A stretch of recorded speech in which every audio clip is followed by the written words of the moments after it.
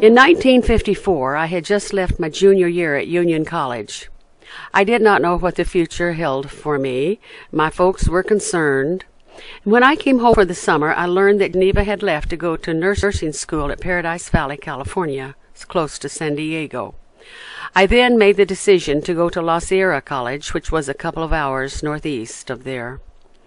Even though Geneva and I are twin sisters, we had spats, but we were close, like twin sisters usually are. Therefore, I wanted to be close to where she was. Before I left to California, Richard Petty, whom I had gone to high school with previously, was on a weekend leave at Fort Riley, Kansas. He asked me to come by and see him at Fort Riley on my bus trip out west. Dad would not have let me go by and see a boyfriend if he had known, but Mother told me to go ahead. To make a long story short, I did go by and see Richard and got engaged on my way to California. I visited with Geneva for about 3 weeks and only had $50 left. I went to the bus station and got a ticket back to Gentry, Arkansas for $36. When I got to Noel, Missouri, I only had $1 left. The bus driver said he did not go to Gentry at this time, but was going to Fort Smith before coming back to Siloam Springs. I didn't want to call my parents, so I called Ray, even though he had 5 children. He said he'd be right there, and was there within 30 minutes. Unbelievable. I was so shocked. I have never forgotten that, and it made such an impression on me. Someone who had so many children to take care of, but still found time to come immediately and pick up his much younger sister. Ray has always been a dear brother to me, and has always been a sincere seeker for truth. No one ever goes and visits Ray without gaining some spiritual lesson. He and Laurine have been a good team and a reminder what a true marriage is. I'm like Nick. Ray makes everyone feel special and wonderful. Even though he's been through many a hardship and trial, he has come through a conqueror in his faith.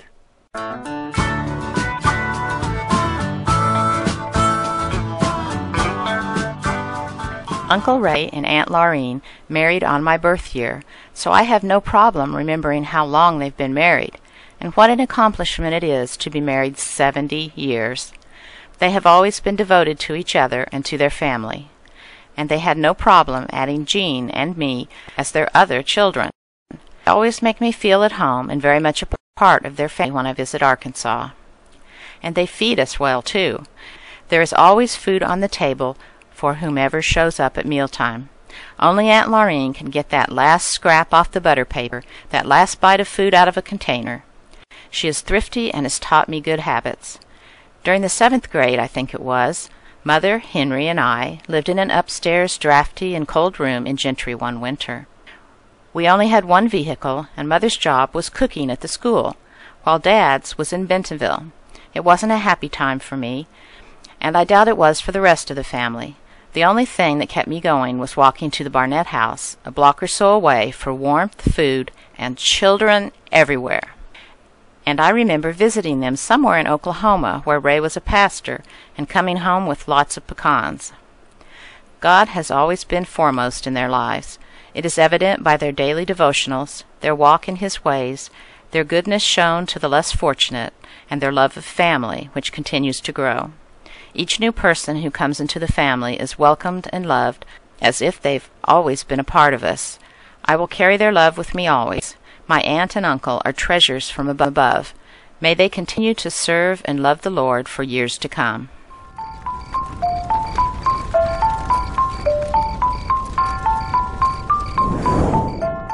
Love the Lord with all your heart and with all your soul and with all your mind. This is the greatest commandment. And the second is love your neighbor as yourself. Ray and Laurine live by these commandments each and every day.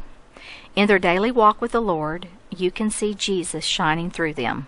The way they love and care for each other, their family, friends, and others.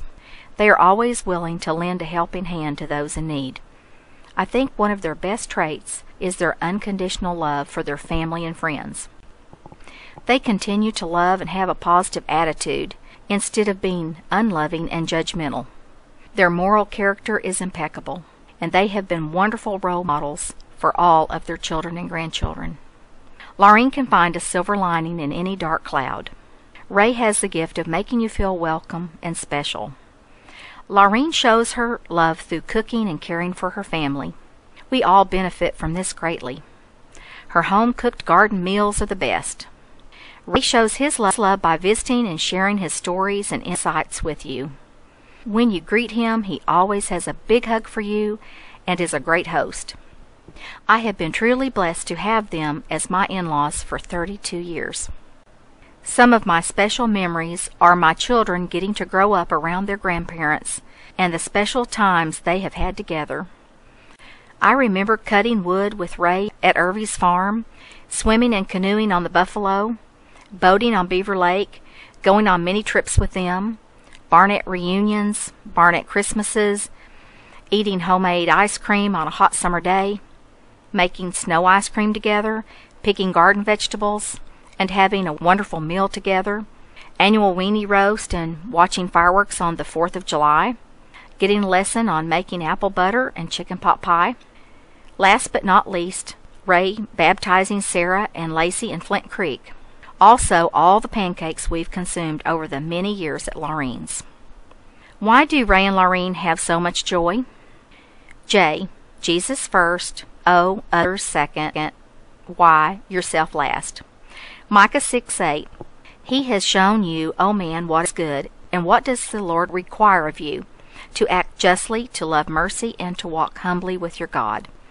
I think this is a life verse for Ray and Laurine. To act justly means to live according to the Scriptures, and to walk humbly is to be in God's will.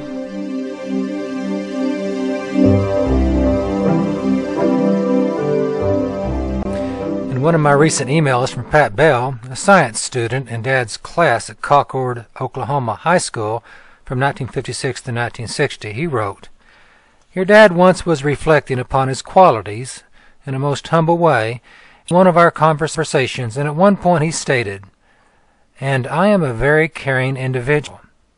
I have thought about that statement many times and would always ask myself if it would ever be possible for me to achieve even a smidgen of his genuinely caring ways.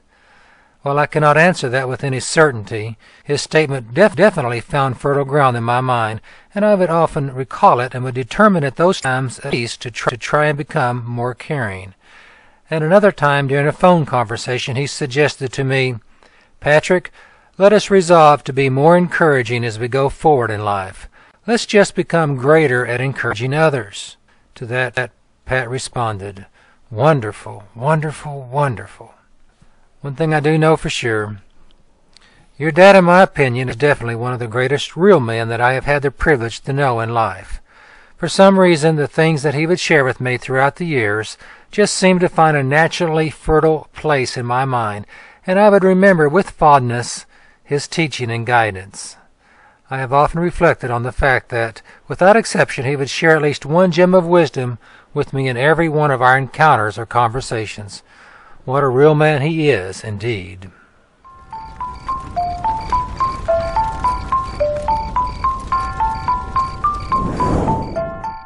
I will begin my memories of Ray and Laurine with the birth of our children. I will never forget the pride that James and I felt watching Ray hold Nicholas James Barnett for the very. Nick was the very first Barnett grandson, and Ray made that seem very exciting and special. That same pride and joy was also felt when Ray and Laurine held Abby and Jordan for the very first time. As Laurine has always said, we love all of our grandchildren the same, which I know is very true, but each grandchild has always been made to feel that they are Granddad and Grandma's favorite. I have many pictures and memories of Nick, Abby, and Jordan working in the garden with their Grandma and Granddad. They got so dirty but had so much fun. My most precious memory is Ray baptizing Nick, Abby, and Jordan in Flint Creek. What a special honor to have Granddad baptize you, and in the same creek that he was baptized. Laurine is a true godly servant and full of mercy. She not only serves her family endlessly, but for years has shown mercy to the helpless and destitute of the community. Ray has the gifts of affirmation, encouragement, and wisdom. Very few people get past Ray without a big hug and a word of encouragement. He imparts wisdom through Scripture, songs, and his own life experiences. Thank you, Ray and Laurine, for your example of Christ-likeness to all who have had the privilege to know and love you.